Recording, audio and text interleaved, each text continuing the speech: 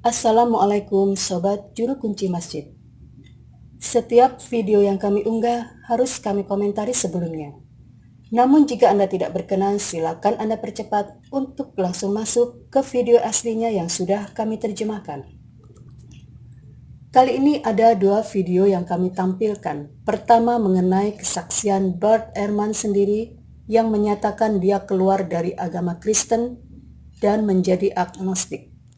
Kemudian video mengenai ceramah umum Erhman yang seorang profesor di North Carolina, Amerika mengenai proses penyusunan dan penyalinan kitab Bible yang sangat kontroversial tersebut. Untuk sumber video bisa Anda cek di kolom deskripsi. Nah, sekarang kita ikuti videonya berikut ini. I'm Bart Ehrman. I identify as both a humanist and an agnostic. And are you openly agnostic? What do you mean openly? Do people know it, or do your family know it? Am I in the closet? Yes, I'm quite openly agnostic. Everybody knows it. So I guess writing books about it means you're open. Well, if anybody reads my books, they know I'm an agnostic, yeah. Now, and I find it interesting, having read most of your books, how you talk about that you weren't always agnostic. No, I started out as a evangelical Christian. I got interested in biblical studies because I was actually a fundamentalist and as a late teenager, and that's what got me interested in the Bible. But as I developed my scholarship through graduate school, I realized that my beliefs about the Bible were completely wrong, that the Bible is not some kind of inerrant revelation from God. And so for years I had become a liberal Christian. I still went to church, I still believed in God, but I didn't believe that the Bible was the inspired Word of God. But after many years of being a liberal Christian, I finally became an agnostic. Well, thank you very much for that generous introduction, and you're welcome. It's a pleasure to be with you all this evening. So, as Bob was pointing out, I teach at the University of North Carolina at Chapel Hill, which, as you all know, is in it's the buckle of the Bible Belt, which creates certain interesting moments in teaching historical approaches toward early Christianity and the New Testament. This last year I was teaching my course on the New Testament, so I had a class about 360 students in it, and I decided to do something this last year that I'd never done before. I began my class by asking students the following question. I said, how many of you in here would agree with the proposition that the Bible is the inspired Word of God? Boom! The entire room raises its hand. All right, good, great. Now, how many of you have read the Da Vinci Code, I asked? Boom! The entire room raises its hand. Oh, good, okay. Now, how many of you have read the entire Bible? Scattered hands. I said, all right. Now, I'm not telling you that I think God wrote the Bible. You're telling me that you think God wrote the Bible. I can see why you might want to read a book by Dan Brown. But if God wrote a book, wouldn't you want to see what he had to say? It's just one of the mysteries of living in the South. Well, the Bible is the most widely purchased, most thoroughly revered, and probably most broadly misunderstood book in the history of human civilization. One of the things that's misunderstood, at least by my 19-year-old students at Chapel Hill, is that when we're reading the Bible, we're not actually reading the words of Matthew, Mark, Luke, or John. We're reading translations from the Greek language in which these books were written. And something is always lost in translation. And not only that, but we're not reading translations of the originals of these books, because we don't have the originals of these books or of any of the other books of the New Testament. What we have are copies made centuries later, many of them many centuries later. These thousands of copies that we have are all different from one another in lots of little ways and sometimes in big ways. There are places where we don't know what the authors of the New Testament originally wrote.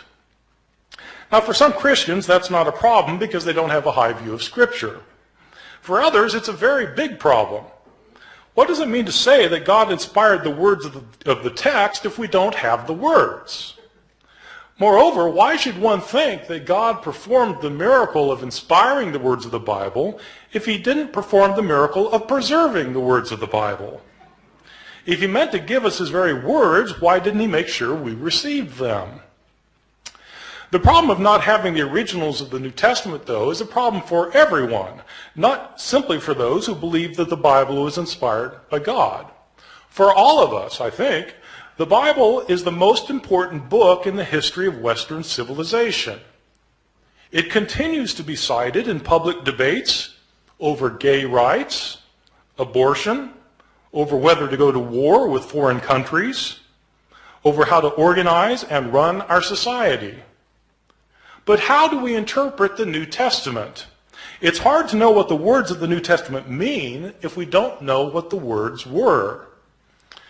And so in this lecture, I'll be talking about not knowing what the words were and what we might know about the originals of the New Testament, how they got lost, and how possibly they might be reconstructed. So let me begin by talking about, on a fairly basic level, how it is that we got the books of the New Testament. The books of the New Testament were all written in Greek. They were all written in the first century of the Common Era. They were written by Greek-speaking Christians who wanted to share with their community their views of Jesus, of the faith, of what to believe and how to behave. So an author like Mark, the author of our first gospel, sat down and wrote out one day his gospel about Jesus. Now, we don't know where Mark actually lived. Some scholars have thought that Mark maybe lived in Rome. So let's say he lived in Rome. Mark writes his book. Well, how does this book get into circulation? The problem is we're dealing with an age in which there were no Xerox machines. There wasn't desktop publishing yet, no PDF files. In fact, there wasn't carbon paper. How did people get copies of books? Well, in the ancient world, the only way to get a copy of a book was to copy it by hand. One page, one sentence, one word, one letter at a time. Mark makes his book, and somebody in his community wants another copy of it.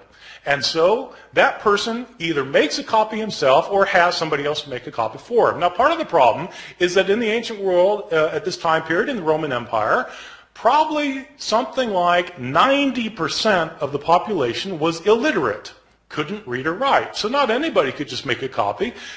And most people who could write couldn't write very well. And so somebody makes a copy. We don't know who it was who made the first copy. We don't know if this person was competent or incompetent, but he made a copy. And probably, if he made a copy of this book by hand, one page, one sentence, one word, one letter at a time, he made mistakes.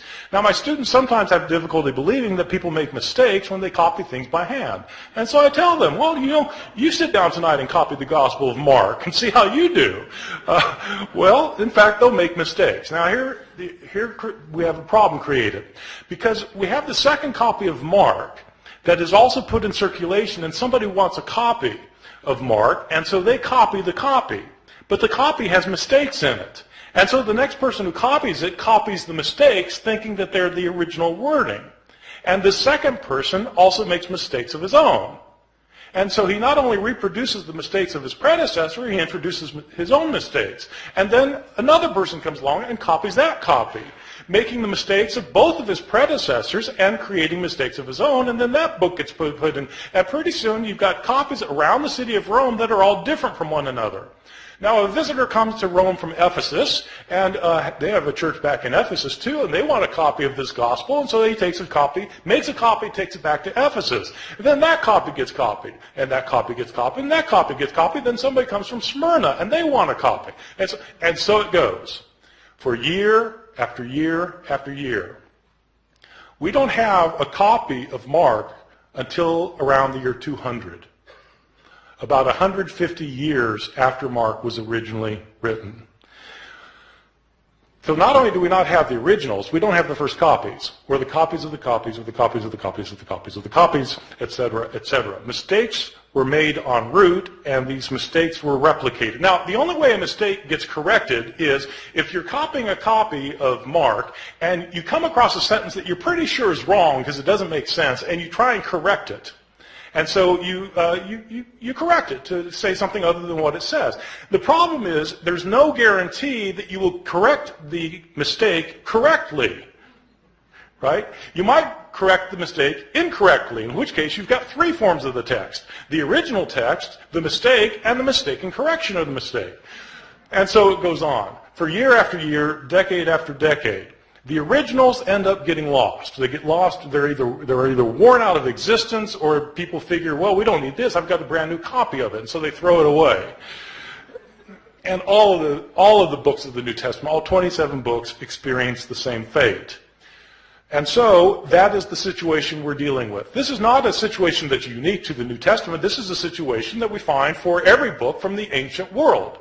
Every ancient book has this problem.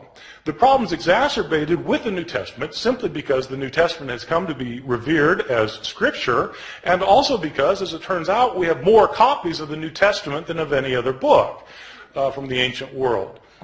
That would seem like a good thing, but it also means that we have more mistakes for the New Testament than for any other book. And so the abundance of evidence we have creates an abundance of problems. Let me talk about the surviving copies that we do have. First, give you a sense of the numbers of books that we're talking about. New Testament was originally written in Greek, and at last count we had over 5,700 copies of the New Testament in the Greek language in which it was originally written. Now, when I say we have 5,700 copies, I don't mean that we have complete copies of all the books from beginning to end. What I mean is we have either complete copies or fragmentary copies. Some of these fragmentary copies are very small little fragments found in trash heaps in Egypt where the rest of the book was destroyed, and we just have a little scrap. So we have from little scraps to enormous tomes that are in medieval libraries. We have 5,700 copies in Greek, and we have copies in other languages because as Christianity spread throughout the Roman Empire, people translated the New Testament into other languages, such as Latin. We have something like 10,000 copies of the Bible in the New Testament in Latin, in Coptic, the ancient Egyptian language, in Syriac, in Georgian, in Armenian, in Old Church Slavonic, etc., etc. We have all sorts of copies in all sorts of languages. These copies can be compared with one another, and when you compare these copies with one another, there are lots of mistakes in them because no two of these copies are exactly alike in their wording. How old are these copies that we have? Well, the oldest copy that we have of any book of the New Testament is actually a little fragment that was discovered in Egypt. This fragment is about the size of a credit card, and it's written on both front and back. That's significant, by the way, that it's written on both front and back because it tells you that this copy actually came from a book. Like we have books today where you've got pages written on front and back as opposed to a scroll. Christians early on preferred writing their scriptures in books rather than in scrolls. That made these books different from other books throughout the Roman world. This little credit card sized scrap that we have is called P52. It's called P52 because it's written on papyrus. So papyrus is an ancient writing material, and it's called P52 because it was the 52nd papyrus that was discovered and categorized, classified, cataloged. So this little scrap has a few lines on it from John chapter 18. It's the passage where Jesus is talking to Pontius Pilate in his trial before Pilate, where Pilate says, "What is truth? What is truth?" That line. So that's that. It's written on, and it's written both front and back. Now the thing is, if you have a little scrap like that, and it's written on the front and the back, and you know what passage it comes from, then you can actually do some interesting things because you can figure out, even though you don't have a complete line on this page, you can figure out where this thing was on the page. And if you've got, if you do it right, if you figure out if you've got it one margin, you can figure out how many letters were in each line, and you can figure out how many lines must have been on the page in order to get from this part to that part. See what I'm saying? So you can actually reconstruct how long the page was, and then you can calculate how many pages were in this manuscript, because how many pages would it take with this many letters in it to create the Gospel of John. And so this one scrap can tell you how long the manuscript was. So there are people who do this for a living, so it turns out.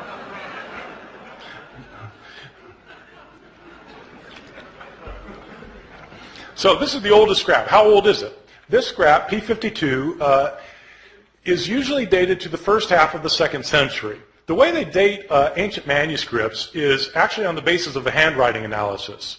The science of this is called paleography. Paleo meaning ancient, graphy meaning writing, ancient writing. So the study of ancient writing is called paleography, and there are scholars who are paleographers who can date manuscripts within about 50 years of their production. The way the science works is that handwriting in the ancient world before there was the invention of printing changed slowly over time. So people made letters in certain distinctive ways depending on when they lived. And so if you are familiar with how handwriting was in different periods of history, then you can determine when a manuscript was written. That's the science of paleography. And a good paleographer can get within about 50 years. So this thing, and you need a 50-year gap because some scribe who's copying a manuscript when he's 70, probably is writing the same way he did when he learned how to write when he was 20, and so you need a 50-year gap. So this thing is dated to around 125 plus or minus 25 years. Well, that's pretty early. This is from the Gospel of John. This little piece was probably written about 30 or 40 years after John itself had been produced. So that's pretty good. We don't get a complete copy of the Gospel of John until, again, around the year 200. But we do have this little scrap. Most of the manuscripts we have are not anywhere near this early, though. We start getting full manuscripts at the beginning of the 3rd century, around the year 200, 150, 170 years after Jesus' death. These are about 120 years after most of these books had been written. And we don't start getting numerous manuscripts until the 7th, 8th, or 9th centuries. And then we start getting lots of them, because then you've got monasteries where monks are spending their days copying manuscripts, and we have a lot of their manuscripts. And so 5,700 manuscripts, some of them going back into the 2nd century, none of them being the originals or even within a few years of the originals. So with all of these differences, with all of these manuscripts, how many differences are there? Throughout the Middle Ages, it appears that the scholars didn't realize that there was a problem of not having the original text, or very few scholars realized that this was a problem. Even the scribes copying the text, they sometimes would realize there were differences in the manuscripts they're copying, but they didn't make a very big deal about it. The first time somebody made a really big deal about this was exactly 300 years ago this year, in the year 1707. There was a scholar named John Mill at Oxford. I think he's unrelated to the Victorian John Stuart Mill. This John Mill was a scholar of the Bible, and he had spent 30 years looking at manuscripts of the New Testament. Now, this is obviously after the invention of printing, and printers have to decide what text they're going to print, and the problem is they've got manuscripts that have differences among them. And so how does a printer decide which manuscript to print? Well, it's a problem. That's when they started realizing that this was an issue. Well, John Mill wanted to produce a printed edition of the Greek New Testament. He spent 30 years looking at the manuscripts available to him. He had available to him 100 manuscripts, approximately 100 manuscripts. And he printed up his edition of the Greek New Testament, in which he'd give a verse, and then at the bottom of the page he would indicate the places where the manuscripts differed from one another for that verse. To the shock and dismay of many of his readers, when John Mill produced his edition of the Greek New Testament, it included an apparatus at the bottom of the page that cited 30,000 places where the manuscripts differed from one another. 30,000 places where there were manuscript variations among the manuscripts that he had discovered. And the striking thing is, John Mill didn't give all of the differences he found. He only cited the differences that he thought were significant. Some of his detractors claimed that John Mill was working to render the text of Scripture uncertain. His supporters pointed out that he didn't create these differences. He simply noticed that they exist. So what do we know today about the numbers of mistakes in our manuscripts? Well, Mill looked at 100 manuscripts, and now we have 5,700 manuscripts. Nobody knows how many differences there are among the manuscripts that we now have, because nobody yet, even with the development of computer technologies, nobody has been able to add up all of the differences. Sometimes scholars guess there may be a couple 100,000 differences. Some people say 300,000, some say 400,000. There are different guesses. The way I usually put it to my students is in comparative terms. There are more differences in our manuscripts than there are words in the New Testament. More differences in our manuscripts than there are words in the New Testament. Well, this obviously creates a problem. If you want to know what Mark actually said, and all you've got are copies of Mark that are hundreds of years later that have so many differences in them, how can you possibly reconstruct it? Well, that is a problem. Now, having said that we have these hundreds of thousands of differences, I want to emphasize a particular point, which is most of these differences that we have in our manuscripts are completely insignificant, unimportant, and don't matter for a thing. Many of these differences in the manuscripts are so unimportant that you can't replicate them in translation.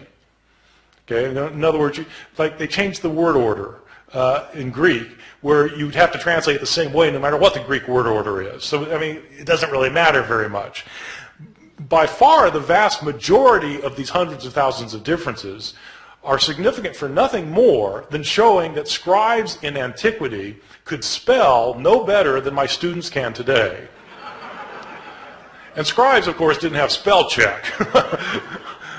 Scribes, in fact, didn't even have dictionaries. And many scribes didn't care how they spelled anything. Sometimes you'll be reading a manuscript and there'll be the same word that occurs, say, 3 times within a couple of lines, and the scribe will spell the same word 3 different ways.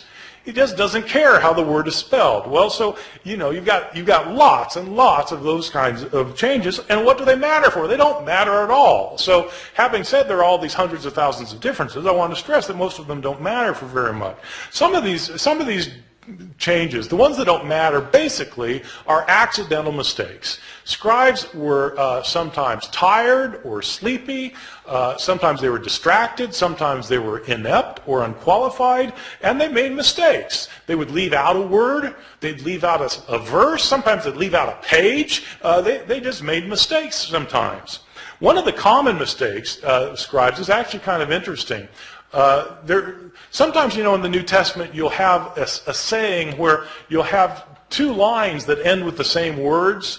Like Jesus in Luke chapter 12 says that whoever confesses me before people will be confessed before the angels of heaven, and whoever denies me before people will be denied before the angels of heaven. So you've got 2 lines that end with the words before the angels of heaven.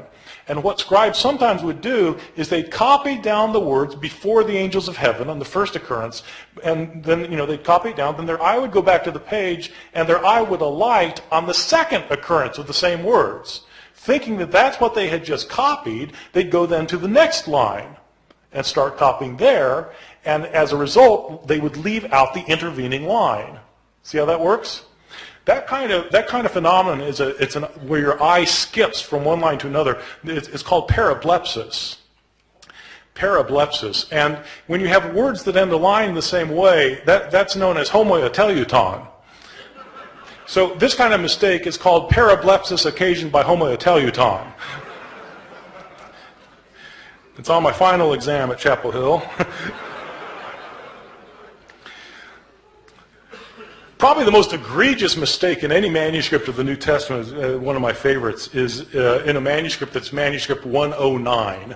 It's 109 because it's written on parchment and animal skin instead of papyrus, and it's the 109th manuscript that was cataloged. This is a 10th century manuscript that was written by a scribe who wasn't paying attention, and this scribe was copying the Gospel of Luke. Now, the Gospel of Luke is one of the 2 Gospels in the New Testament that has a genealogy of Jesus. Genealogies usually aren't the favorite reading of my students at Chapel Hill, and I think probably it wasn't the favorite reading of this guy because he wasn't really paying attention to what he was doing. But, you know, in Luke's genealogy is actually fairly interesting because Matthew's the other gospel that gives a genealogy of Jesus, and it traces Jesus' line all the way back to Abraham, the father of the Jews, in Matthew. Luke doesn't stop there. Luke keeps going. Luke traces Jesus' genealogy all the way back to Adam, as in Adam and Eve. This is a fantastic genealogy. I've got an aunt who's a genealogist who's traced my family, back to the Mayflower. The Mayflower, Adam and Eve. So it's, Jesus is supposedly the son of Joseph, who's the son of so-and-so, the son of so-and-so, the son of so-and-so, who's the son of David, son of Jesse, son of so-and-so. It goes all the way back. Isaac, son of Abraham, so back to, Seth, son of Adam, who's the son of God. Okay, this genealogy. It goes all the way back. So the scribe of manuscript 109 is copying a manuscript that evidently gave the genealogy in two columns. But the second column didn't go to the bottom of the page. It only went partway down, the second column. So the first column, second column, partway down. And the scribe apparently didn't realize that this genealogy was in two columns, and so he copied across the columns instead of copying one column then the other column, leading to some very interesting results.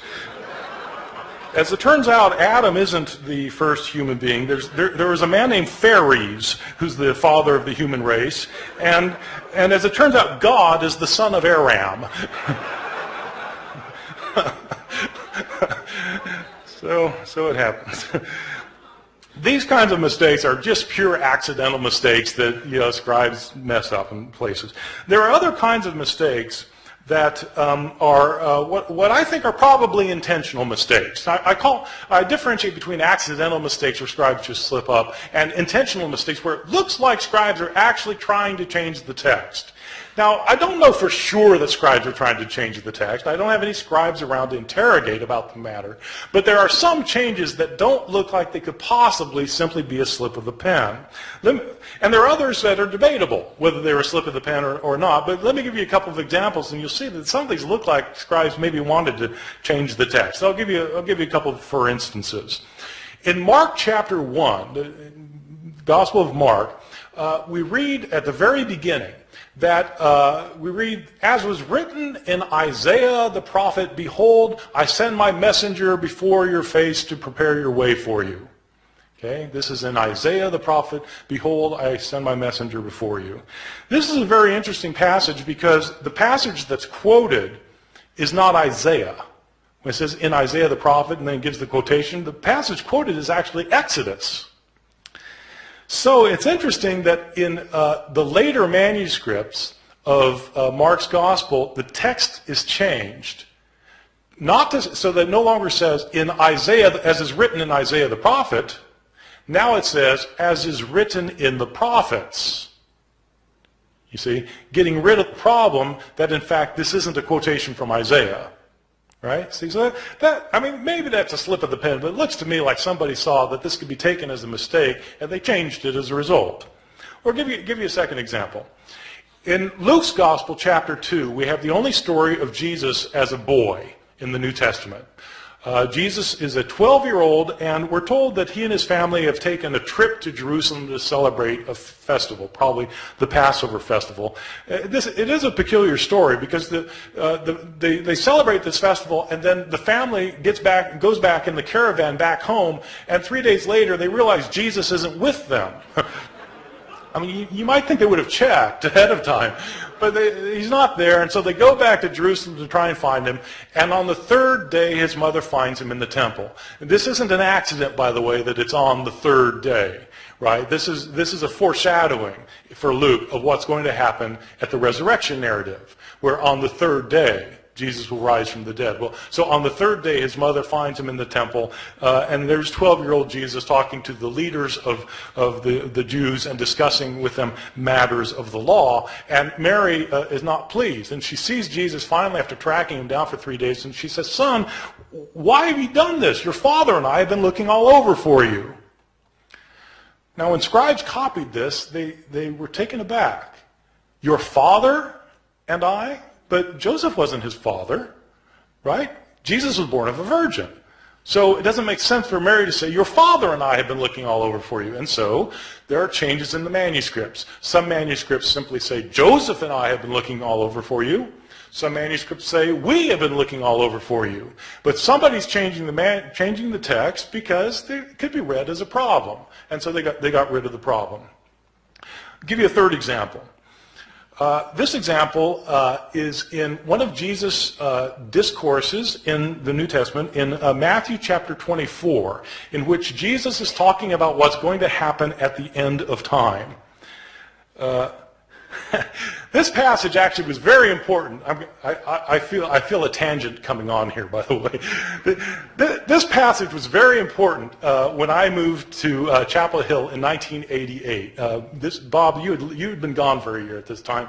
In 1988, there was a big furor in North Carolina. There were Christian groups who thought that the end of the world was going to happen in 1988. That Jesus was going to come back and take everybody out of the world who were his followers.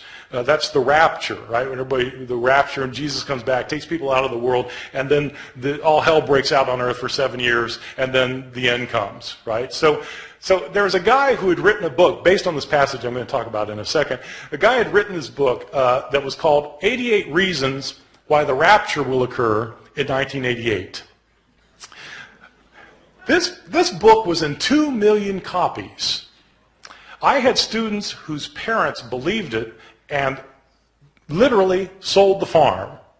They thought that Jesus was going to come back in 1988. And so I just showed up in North Carolina kind of blissfully ignorant of these things. And I moved from New Jersey where such things we're not worried about. And but this guy named Edgar Whisenant, he was a NASA engineer who had studied the Bible and come up with 88 reasons why the rapture was going to occur in 1988. And one of the reasons involves this passage I'm going to talk about. Jesus tells this the disciples want to know, when's the end going to come? And Jesus tells them, learn the parable of the fig tree. When the fig tree puts forth its leaves, you know that summer is near. So too, when these things take place, you know that the end is near. Truly I tell you, this generation will not pass away before all these things take place. So Edgar Whisenant, this is one of Edgar Whisenant's 88 reasons. So the way it works is this. What is Israel in the Bible? Israel is sometimes represented as a fig tree. Well, when the fig tree puts forth its leaves, you know that the end is near. Well, okay, so if the fig tree is Israel, when does the fig tree put forth its leaves? Well, the fig tree lies dormant over the winter, and then when springtime comes, it comes back to life. When does Israel come back to life? 1948. That's when Israel comes back to life, becomes a nation again. Truly I tell you, this generation will not pass away before all these things take place. How long is a generation in the Bible? 40 years. 1948 plus 40, bingo, 1988. This was one of the 88 reasons. Now somebody pointed out to Edgar Whisenant that Jesus in the same passage points out that no one knows the day or the hour when the end will come.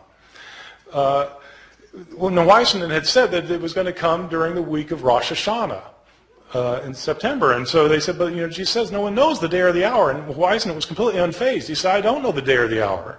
I just know the week.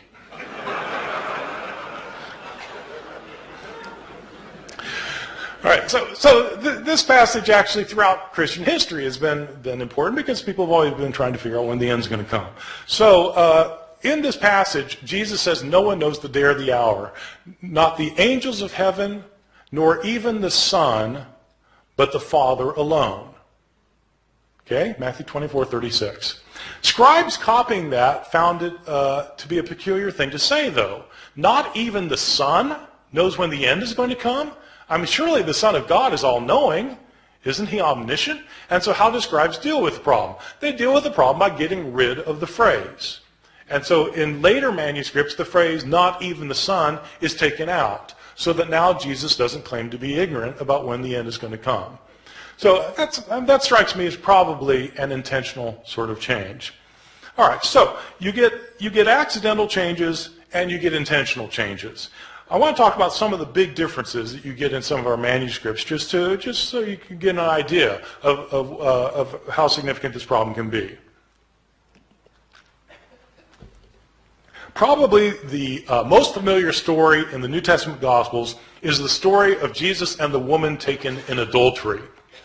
I'm pretty sure this is the best known story of the Gospels because it's in all the Hollywood movies. I mean, if you do a movie about Jesus, you've got to have Jesus and the woman taken in adultery. It's so much a requirement that even Mel Gibson, who The Passion of the Christ, which is about Jesus' last hours, has to get this in, and so he has a flashback showing this scene of Jesus and the woman taken in adultery. So the way the story works, it's found only in the Gospel of John, chapter 7 and 8. And Jesus is teaching the temple, and the Jewish leaders they drag this woman in front of him, and they say, she's been caught in the act of adultery. The law of Moses says we're to stone someone like this. What do you say?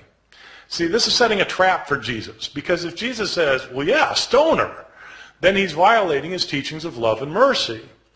But if he says, no, forgive her, then he's breaking the law of Moses. So what's it going to be? Well, Jesus has his way of kind of getting out of these traps, as you know, if you read the New Testament. So what he does in this case is he stoops down and he starts writing on the ground. And he looks up and he says, let the one without sin among you be the first to cast a stone at her. Stoops back down, starts writing again. And one by one, feeling guilt of their own sins, they begin to leave until Jesus looks up again and there's no one left. And he says to the woman, is there no one left to condemn you? And she says, no, Lord, no one. Jesus replies, neither do I condemn you. Go and sin no more. There is a textual variant in a now lost manuscript, which when Jesus, about this line about when he says, let the one without sin among you be the first to cast a stone at her. In this one textual variant, it indicates that a stone comes flying out from the crowd, nails the woman in the head. And Jesus says, Mom, sometimes you really tick me off.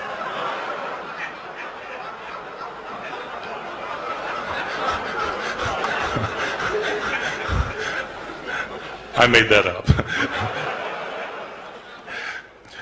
This story, this beautiful story, this powerful story, which has two terrific lines from Jesus in it, this story was not originally in the Gospel of John. This is a story that was added to the Gospel of John by later scribes. How do I know that? We have a number of early manuscripts of the Gospel of John. This story is not found in any of our early or best manuscripts of the Gospel of John. The Greek authors who wrote commentaries on the Gospel of John over the centuries don't mention this story until the 10th century, 1,000 years after the days of Jesus. The writing style of this story, if you read it in Greek, the writing style is a completely different writing style from the writing style of the rest of the Gospel of John. As a result, scholars have known for years that this story did not originally belong in the Gospel of John. Well, why is it in our English Bibles then? Probably what happened was some scribe had heard this story. They'd heard the story and they decided that it illustrated some of the teachings in John chapter 7, and so they wrote out the story in a margin. A second scribe came along, saw the story in the margin, and thought it belonged in the text, and then wrote his manuscript by putting the story in the text. Another scribe comes along and copies that manuscript, and that manuscript gets copied, and so on until it becomes part of the textual tradition. And it's these later manuscripts that were used by the translators of the King James Bible in 1611, so that the story came into English through the King James Bible. So this story, however, is not a story that was originally in the New Testament. So people sometimes ask me, well, are there any changes that are significant in the New Testament? Yeah, well, this strikes me as a rather significant change, that the story of the woman taken in adultery wasn't originally there. Or consider a second instance of another big difference, the Gospel of Mark. Mark is probably my favorite gospel because it's so subtle and understated in places, and it says things that you don't expect. And nowhere is this more true than in the ending of Mark's gospel. In Mark's gospel, Jesus is put on trial, and he's crucified, he's dead, he's buried, and on the third day, the women go to the tomb. The tomb is empty, and Jesus is not in it. There's some man in there, and the man tells the women that Jesus is not here, he's been raised from the dead. He tells the women, go tell the disciples that he will meet them in Galilee. And then it says the women fled from the tomb, and they didn't say anything to anyone, for they were afraid. Period. That's where it ends. That's the end of the Gospel of Mark. And you think, how could it end there? They're told to tell the disciples, but they don't tell anybody. Didn't the disciples ever learn? Didn't they go to Galilee? Didn't they see Jesus? How could that be the end of the story? And that's exactly the reaction the scribes had. They got to that ending, they said, how could it end there? And scribes then decided it couldn't add there, and so they added 12 verses. So that in your English Bibles today, you'll find 12 more verses after that, after chapter 16, verse 8, and often they'll be in double brackets, because the translators will tell you in a footnote, these verses weren't originally in here, these were added by later scribes. In these verses, in these added verses the scribes added later, but we know they're added later because they're not in the earliest and best manuscripts. The writing style is different from the rest of the Gospel of Mark, and in fact there are inconsistencies between this ending and the verses that precede it. So this is clearly an addition to the Gospel of Mark. In these final verses, according to these final verses, the women do go tell the disciples do go to Galilee, they do meet Jesus there, and Jesus then tells them that they're to make the disciples of all the nations, and people become his disciples will be able to speak in foreign languages that they previously didn't know. They'll be able to handle deadly snakes, and they'll be able to drink poison and it won't harm them. These are the verses that the Appalachian snake handlers in my part of the world use to base their liturgical practices on. I've always thought that sometime in the ambulance on the way to the hospital, somebody should point out, well, actually those verses aren't in the Gospel of Mark.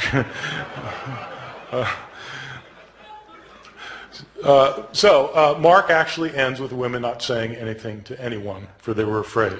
Somebody added the last 12. Let me give you a couple more examples of some differences that strike me as big. One that I think is really quite interesting that scholars debate. The first two I gave you, scholars don't debate very much. Almost everybody agrees that they weren't originally there. But there's an interesting change in another story in Mark that there's a lot of debate about among scholars. It's a story in Mark chapter 1 where Jesus heals a leper. And the way the story works is that Jesus is walking along, and a leper comes up to him, and the leper says to him, this is a guy with leprosy, and he comes up to him and he says, Lord, if you're willing, you're able to cleanse me. And in most manuscripts it says that Jesus felt compassion for the man, and he reached out his hand and he said, I am willing, and he healed him. But in several ancient manuscripts it says something different.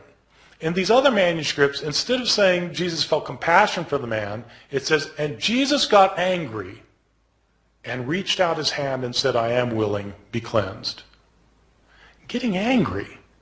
Now, scholars have to debate which is the text that Mark originally wrote and which is the text that's been changed by a scribe. And one piece of logic that scholars have used over the years is this. Ask yourself, which text is a scribe more likely to have created out of the other?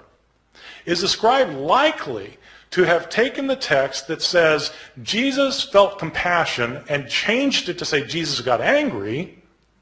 Or is the scribe likely to have found the text that said Jesus got angry and to change it to say Jesus felt compassion? Well, if you put it like that, then, the latter's more likely something a scribe would have changed. And so this criterion ends up sounding kind of backwards, but the way the criterion works is that the reading that's the most difficult to understand is probably the original one. Okay? The more difficult reading is to be preferred. And so that's one reason for thinking that, in fact, this text originally said Jesus got angry, and there are actually a whole host of reasons for thinking that's what the text said. The next step, then, is to ask, well, what's he angry about? In other words, to try and figure out what the text means. But you can't know what the text means unless you know what the text says. You see? So you've got to establish the words first, and that's what people who are textual critics do. They try and decide what the words originally were. Let me give you one other example, and then I'm going to stop and take any questions that you have. There's another quite moving passage in the Gospel of Luke, which is also well known. It's a scene in which Jesus is being crucified, and Luke is interesting in the scene of Jesus' crucifixion.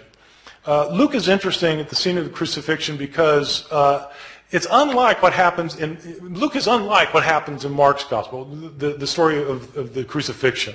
In Mark's, just to illustrate this for a second, in Mark's gospel, which is the first gospel, you have a very distinct portrayal of Jesus going to his crucifixion, a portrayal that is filled with pathos and agony. People don't realize this, that Mark's portrayal is very different from Luke's portrayal. And the reason they don't see that there are differences is because of the way that people read the Gospels. The way people typically read the Gospels, if they read the Gospels at all, but if they read the Gospels, the normal way of reading a Gospel is you start at the beginning and you read to the end. So, okay, you're going to read the Gospel. You start with Matthew. You start with the first verse, chapter 1, verse 1, and you start reading and you get to the end. You go from top to bottom. Then you read Mark. Start with the beginning, go to the end, top to bottom, and it sounds a lot like Matthew. Same stories, a lot of the same words, sounds very similar. Then you read Luke, top to bottom, sounds exactly the same. Not exactly, it's different, but it's basically the same thing. They sound alike. And then you read John, well, that's different, but, well, in essence, it's not that far off. So they all sound basically the same because you read them from top to bottom, or you read them vertically. The way to see differences in the Gospels is to read them not vertically, but to read them horizontally. Where you read a story in Matthew and you look at the same story in Mark and compare the two stories. When you do that, you start finding enormous differences. People, there are all these debates about whether there are discrepancies in the Bible. If you want to find discrepancies in the Bible, all you have to do is read the texts horizontally. I give this as an assignment to my students all the time. I give them I say, take the resurrection accounts. What really happened at the resurrection? Depends which author you read. And so I have them list what happens in Matthew, what happens in Mark, what happens in Luke, what happens in John, and compare the list. And it's actually quite striking when you do this with the resurrection narratives. Because, well, who is it that goes to the tomb? Is it Mary Magdalene by herself or Mary with other women? If other women, how many other women? And what are their names? It depends which gospel you read. What do they find there? Is the stone rolled away already or is it not rolled away already? Depends which gospel you read. Who do they see there? Do they see a man there as in Mark? Do they see two men there as in Luke? Or do they see an angel as in Matthew? Depends which gospel you read. What are they told? Are they told to tell the disciples to meet Jesus in Galilee, or are they told to tell the disciples to stay in Jerusalem? Do they go tell the disciples? It depends whether you read Mark or whether you read Matthew and Luke. If they do tell the disciples, what do the disciples do? Do they go to Galilee or do they stay in Jerusalem? It depends which gospel you read. I mean, you just go down the line and it's different. And that's what you get if you read these stories against each other. Well, if you do that in the story of the crucifixion in Mark and Luke, you come up with very, very different portrayals. The significance of that is not just that, okay, it's as though there are discrepancies. Yeah, there are discrepancies, but that isn't the point. The point is that if you want to know what Mark has to say, you have to read Mark and not pretend he's saying the same thing as Luke, because they're different. And so Mark has to stand on its own as a literary production. In Mark's gospel, when Jesus is being crucified, in fact, it's a very gripping scene. In Mark's gospel, Jesus doesn't say anything while he's being led to the place of crucifixion. While he's being crucified, he's completely silent. When he's hanging on the cross, he's mocked by the Jewish leaders, by the people who are passing by in front of him. He's mocked by both robbers in Mark's gospel.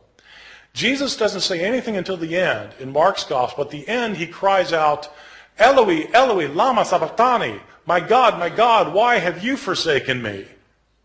And he dies. That's it. That's Mark.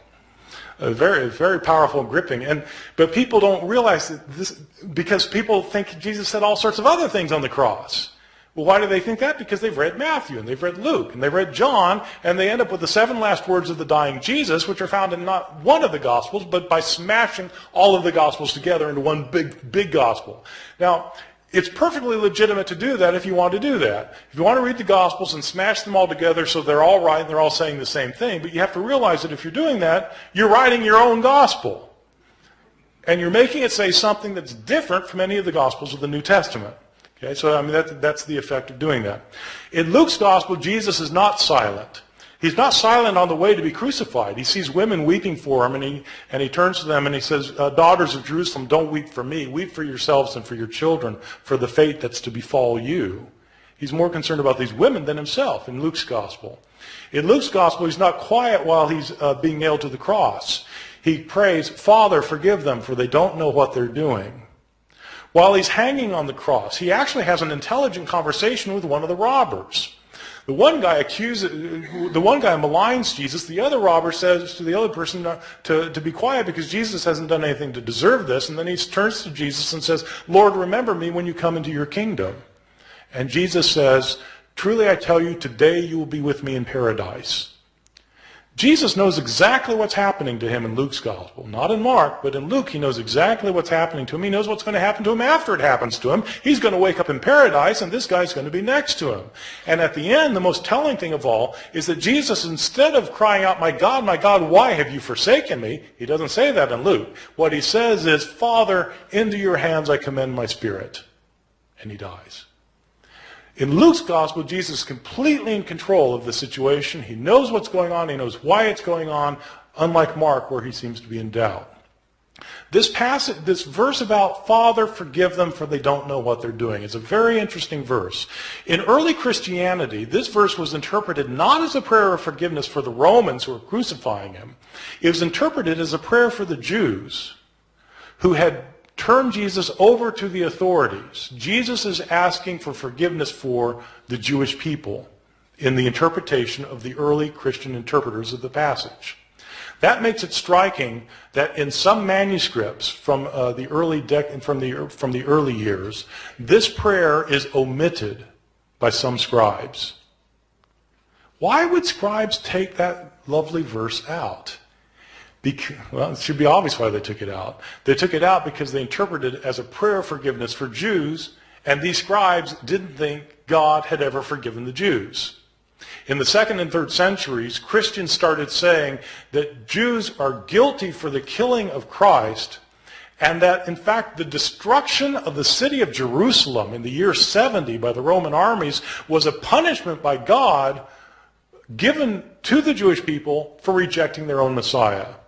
In the 2nd and 3rd centuries, we have Christians who are saying that Jesus was God, so that when Jews, they would say, when Jews are responsible for the death of Jesus, we have some authors saying Jews are guilty of deicide. Jews have killed God, and God held them responsible. What's a scribe who thinks that going to do with his prayer of forgiveness? He's going to take it out. And that's exactly what happens. Some of our early manuscripts are missing the prayer. They're missing it because scribes have changed it for reasons of their own.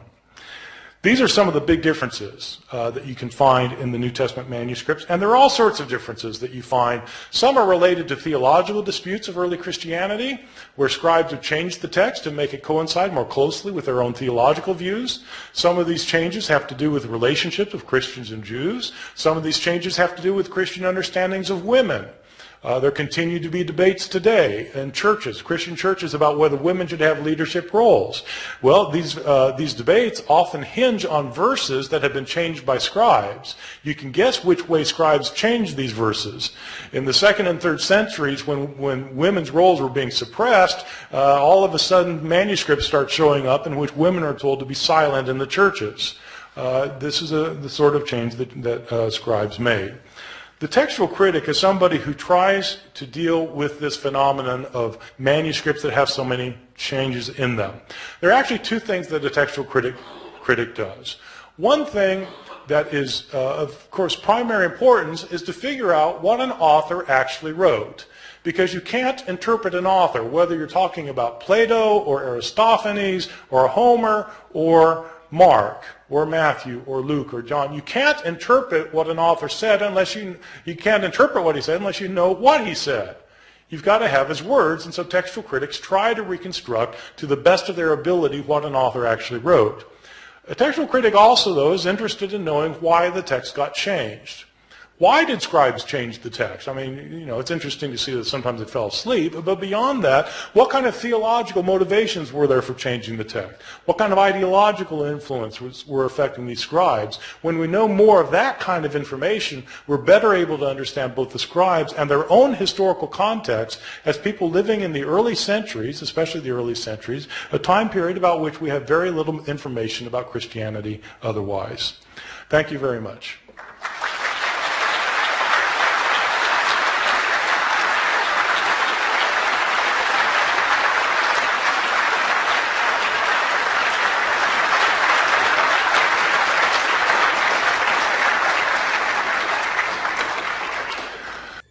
Nah, sekarang kami kutip tulisan Barth Erhman mengenai pengalaman dirinya mempelajari Bible saat masih kuliah di Moody Bible Institute. Yang kami miliki hanyalah salinan dari tulisan-tulisan itu yang dibuat bertahun-tahun kemudian, dalam kebanyakan kasus berpuluh-puluh tahun kemudian.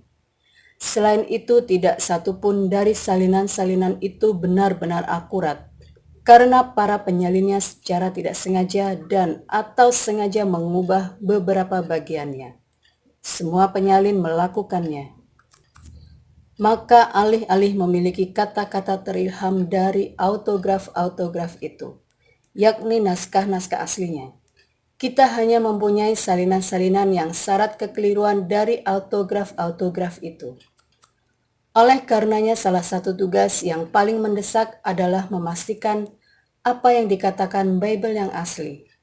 Mengingat fakta bahwa 1. Naskah-naskah asli itu terilhami, dan 2. Kita tidak memilikinya. Demikian pendapat Barth Erhman mengenai Bible. Sekarang kita bandingkan dengan proses penyusunan Al-Quran. Sebagaimana janji Allah yang selalu menjaga kitabnya, maka Al-Quran ditransmisikan berbeda dengan Bible. Ada 2 metode dalam penyusunan Al-Quran. Pertama, Al-Quran dituliskan sejak Nabi Muhammad masih hidup. Berbeda dengan Bible yang dituliskan setelah Nabi Isa wafat bertahun-tahun kemudian. Begitu wahyu turun, Nabi segera memerintahkan sahabatnya untuk menuliskan di berbagai media, seperti kulit binatang, kulit pohon, batu, dan sebagainya. Kemudian metode kedua adalah dihafalkan, di mana Nabi memerintahkan Al-Quran dihafalkan kepada sahabat-sahabatnya. Begitu wahyu turun, dan Nabi Muhammad sendiri adalah penghafal Al-Quran yang terbaik, dan beliau selalu mencek hafalan para sahabatnya. Salah satu keistimewaan dari Al-Quran adalah bahwa kitab Allah yang berbahasa Arab ini mudah dihafalkan meski bukan bahasa asli sang penghafalnya, karena memang sudah diberi keistimewaan sendiri oleh Allah Subhanahu wa Ta'ala. Nah, kedua metode inilah di samping karena jaminan dari Allah yang menjadikan Al-Quran tetap lestari dan abadi sepanjang masa hingga di masa akhirat kelak. Demikian, semoga bermanfaat. Wassalamualaikum.